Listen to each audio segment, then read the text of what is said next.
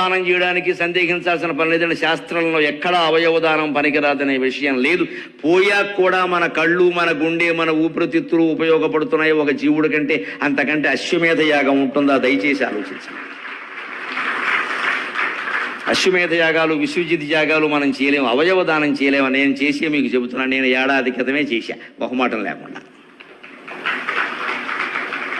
Sunshine ఆసుపత్రి వారిని పిలిపించి ఇచ్చి పారేసాను. మొత్తం రాసుకోండి, ఏం పర్వాలేదు, వీలైతే 4 రోజుల ముందే తీసుకోండి, నాకేం బెంగలేదని చెప్పాను. ఏమిటండి, మనం 70 ఏళ్ళు 80 ఏళ్ళు బతికేసాం, ఇక్కడ అయిపోయింది. ఇంకేదో గాజుగా లేపిన ఎప్పటికే కళ్ళజోడు ఇట్టాం. ఈ కళ్ళు తర్వాత కూడా ఇంకోటికి ఉపయోగపడతాయి అంటే అంతకంటే పుణ్యం ఉంటుందా? అసలు కామన్ సెన్స్ అది. దానికి శాస్త్రం ఎందుకండి?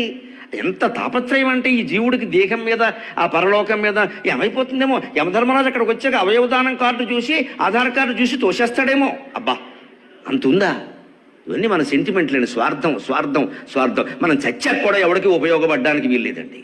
ఎంత స్వార్థమో మనుషులకి. బతుకుండగా ఎలాగో ఉపయోగపడాలి, చచ్చాక కూడా ఉపయోగపడద్దు.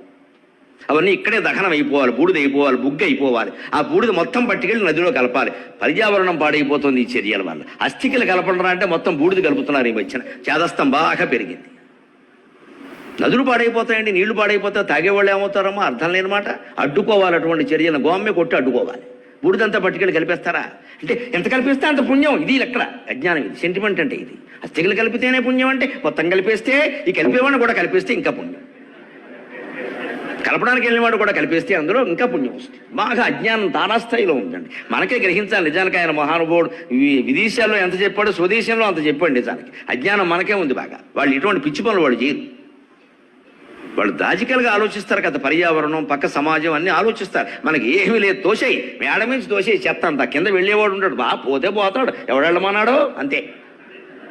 అంటే కింద నుంచి వెళ్ళే ప్రతివాడు పైకి చూసుకుంటూ పెడతాడా? మనం చూడొద్దా పైనుంచి పోసేవాళ్ళం? పోసేయడమే. ఎంత బాధ్యతారహితంగా ఉంటాం. అది మన దగ్గర ఎవరన్నా పోస్తే మాత్రం చూసుకోవద్దా, వెంటనే తాగదా వెళ్ళిపోతాం. ఇక మొత్తం గుడుగుడు కొంచెం గుండారాక మన శరీరం చుట్టూ తిరగడమే. ఇంక మనం ఇది పోగొట్టుకోకుండా ఆధ్యాత్మికత ఏమిటంటే వాటి స్పిరిచువాలిటీ.